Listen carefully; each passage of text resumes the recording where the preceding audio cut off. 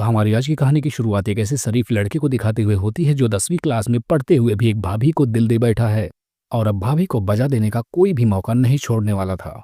तो चलिए आज की कहानी में यही देखते हैं कि ये लौंडा और ये भाभी मिलकर क्या क्या कारनामे करने वाले हैं। तो कहानी की शुरुआत होते हुए हमें एक फैमिली को दिखाया जाता है जो भी हाल ही में जर्मनी में शिफ्ट होने वाली है। इस फैमिली में हम एक शरीफ लड़के जॉनी को देख पाते हैं। असल में इस शहर में रोनी की फैमिली नई होती है तो इसलिए रोनी अब बाजार घूमने के लिए जाता है। लेकिन यहाँ पर रोनी बाजार घूमने नहीं जाता बल्कि अपनी लाल स्कूटी लेकर वहाँ की लड़कियों को ताड़ने के लिए निकल जाता है।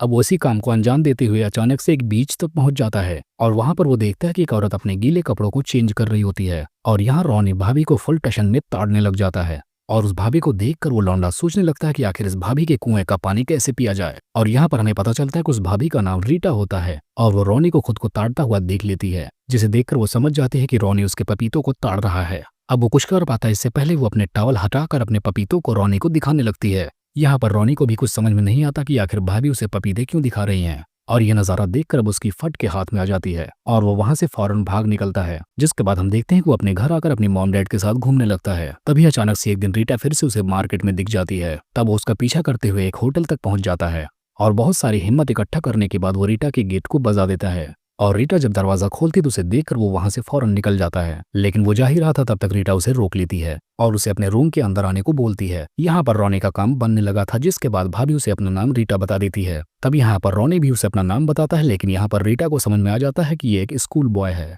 और इसने अभी तक किसी के झील का पानी नहीं चखा है। तब यहाँ पर रीटा रोनी का हाथ पकड़कर अपने नींबुओं पर रख देती है और उसे दबाकर किस कर देती है और ऐसा महसूस होते ही रोनी के तन बदन में आग लग जाती है। अब यहाँ पर रोनी कुछ करने की सोचता उससे पहले रीटा खुद उसकी पैंटी उतार कर उसके हथियार को अपने हाथ में ले लेती है। अब यहाँ पर रोनी की रबड़ी निकलने ही वाली थी, उससे पहले रोनी अपनी पैंटी पहनकर वहां से 1 2 3 हो जाता है।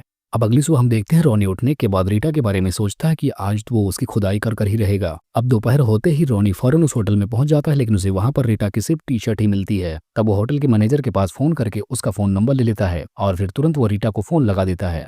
लेकिन वो नंबर रीटा का नहीं बल्कि उसके हस्बैंड का होता है। इसी वजह से रोनी फोन तुरंत कट कर देता है। अब अगले दिन हम देखते हैं जब रोनी अपने क्लास में होता है तो उस दिन पूरा डिस्टर्ब होता है क्योंकि वो सिर्फ रीटा के बारे में ही सोचा जा रहा था। अब क्लास खत्म होने के बाद रोनी के दिमाग में एक आइडिया जगता है, जिसके बाद वो उसके हस्बैंड के पास फोन लगा देता है और उसे चूतिया बनाकर उसकी वाइफ का एड्रेस ले लेता है जहां पर वो काम करती थी। जिसके बाद हम देखते हैं कि रोनी अपनी फटफटी लेकर फौरन रीटा के पास पहुंच जाता है जहां पर वो काम करती थी। रीटा उसे देखकर फौरन पहचान जाती है और बोलती है कि मैंने तो तेरे सामने अपनी टांगे ही फैला दी थी, लेकिन उस दिन तो तू कुछ नहीं कर पाया और अब तू मेरे पीछे क्या करने आ रहा है। लेकिन इस बार भी रोनी कुछ नहीं बोल पाता और रीटा फौरन वहां से चली जाती है। अब कुछ टाइम बाद हम देखते हैं रीटा एक सामान लेकर अपने घर जा रही होती है। तभी उसके पास रोनी आ जाता है, उसकी हेल्प करने के लिए कहने लगता है और यहाँ पर वो उसे ये भी कह देता है कि उसे उसकी झील का पानी भी पीना है। लेकिन रीटा रोनी के साथ कुछ भी करने से मना कर देती है। तभी रोनी वहां से जाने लगता है तो अचानक से उसका एक्सीडेंट हो जाता है, जिसके बाद रीटा उसे देखकर उसे उठाकर अपने घर ले आती है। यहाँ पर वो उसे पट्टियां करते वक्त अपनी टी-शर्ट की बटन खोल देती है और अब की बार रोनी बिना मौकों को गंवाए उसके पपीतों को चूसने लगता है और अब फाइनली उसकी झील से पानी निकालने लगता है और इस काम से रीटा को भी बहुत ज्यादा मजा आता है। अब इनकी ये पेलन क्रिया डेली चलने लगती है, जिसके बाद से अब रोनी सारा वक्त रीटा के साथ ही बिताने लगता है और क्लास में जाकर दिन भर सोता है। अब रोनी को हम घर पर देखते हैं जो पियानो बजाने की प्रैक्टिस कर रहा था। तभी उसकी मॉम कहीं जाने लगती हैं